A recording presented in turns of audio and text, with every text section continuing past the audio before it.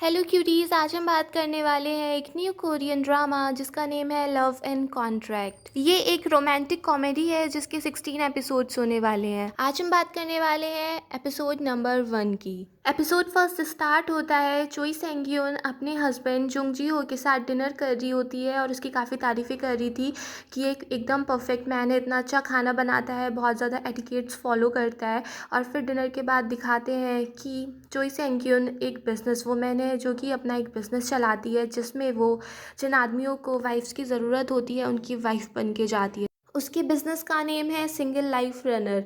Morning में दिखाते हैं वो अपने क्लाइंट से मिलती है। उसका जो क्लाइंट था वो स्कूल में काफ़ी ज़्यादा बुली हुआ करता था, इसीलिए उसने बहुत टाइम से अपनी स्कूल रीयूनियन अटेंड नहीं की थी क्योंकि उसके लुक्स को लेके उसके क्लासमेट्स उसकी मजाक बनाया करते थे।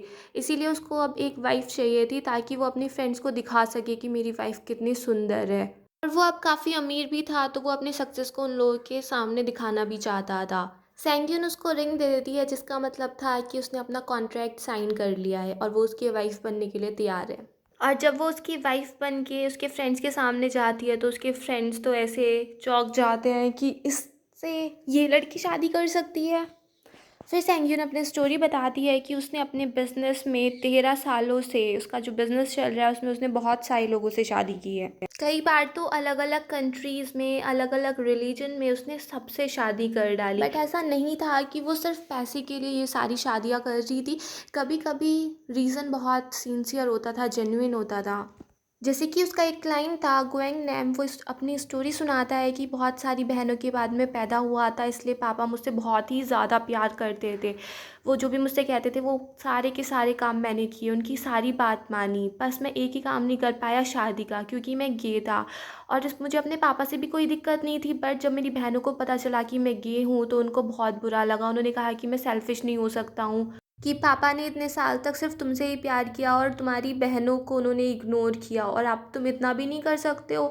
तो इसलिए उसको अपनी बहनों की खुश करने के लिए एक वाइफ चाहिए थी, इसलिए सैंग्यून उसके साथ शादी कर लेती है। गुएंग नैम एक अच्छा लड़का था, काफ़ी सिंसियर था। कुछ टाइम के बाद सेंग्यून ने उससे डिवोर्स ले लिया था और अब वो उसके साथ एक रूममेट के तौर पे ही रहती थी। गुएंग नैम और सेंग्यून की पर्सनैलिटीज़ एक जैसी ही थी और इस चक्कर में वो दोनों बेस्ट फ्रेंड बन चुके थे और गुएंग नैम को सेंग्यून के सारे क्लाइंट्स के बारे में पता था और उसको मिस्टर पेमेंट के बारे में भी पता था, जुंग जियो के बारे में। वो सैंग्यून का पिछले 5 सालों से क्लाइंट है। जीहो काफ़ी ज़्यादा स्ट्रेंज है, बट सैंग्यून को उसके साथ अच्छा लगता है। उसको ऐसा लगता है कि जैसे वो हॉलीडे पे है, किसी छुट्टी पे है, क्योंकि जीहो ज़्यादा बात नहीं करता है और वो बहुत ही ज़्यादा डिलीशियस खाना बनाता है। वो ही सैंग्यून का इकलौता क्लाइंट है जिससे वो हर मंडे, वेडनेसडे और फ्राइडे मिलती है पिछले 5 सालों से।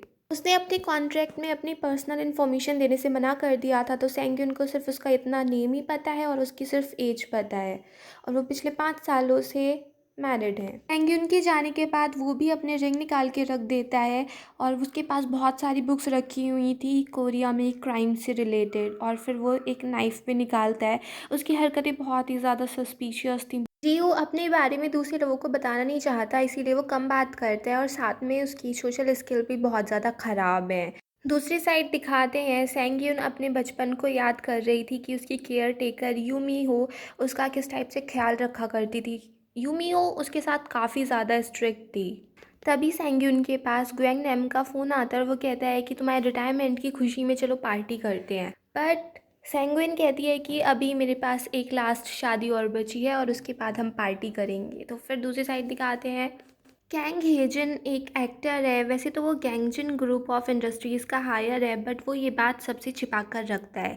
उसने एक लड़की जेमी को 13 साल पहले देखा था और उसकी बोल्डनेस, उसकी फियर्सनेस, उसकी सेक्सीनेस ने हेजन को अपना बना लिया और वो उसे आज तक नहीं भूल पाया। इसलिए उसको दूसरी लड़कियों में कोई भी इंटरेस्ट नहीं था।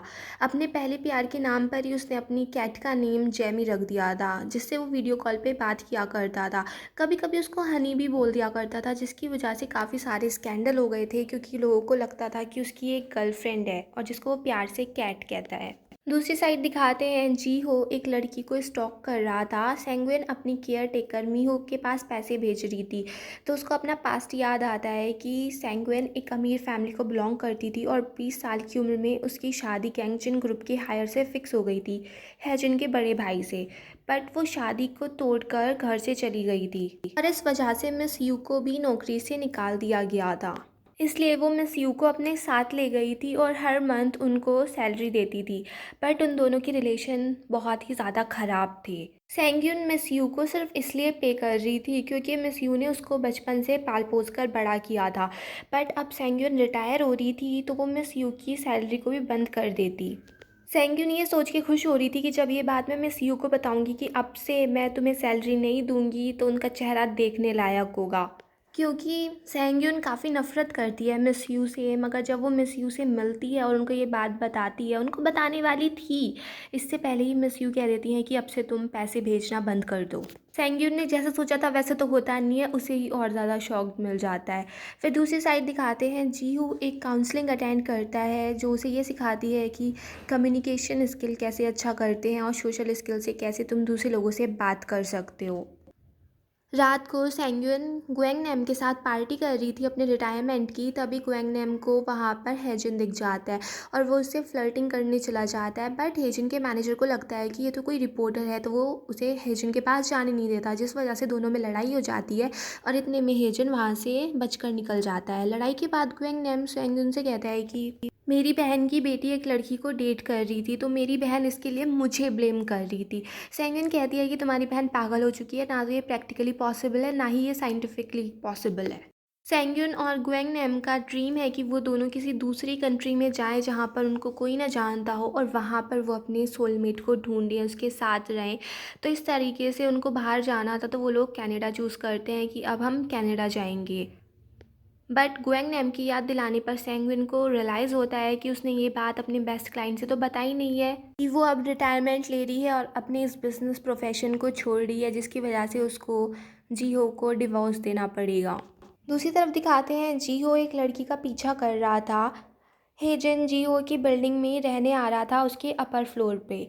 सेंगवेन जियो के साथ डिनर करती है बट वो हिम्मत नहीं जुटा पाती कि उसको ये बता दे कि वो कनाडा जा रही है। तो इस तरीके से सेंगवेन काफ़ी सारे डिनर अटेंड करती है जियो के साथ, बट उसके अंदर हिम्मत ही नहीं आ पाती कि वो बता दे। वो कोई ना कोई बहाने ही बना लेती है कि आज मैं इस वजह से नहीं बता पाई, आज मैं इस वजह से नहीं बता पाई।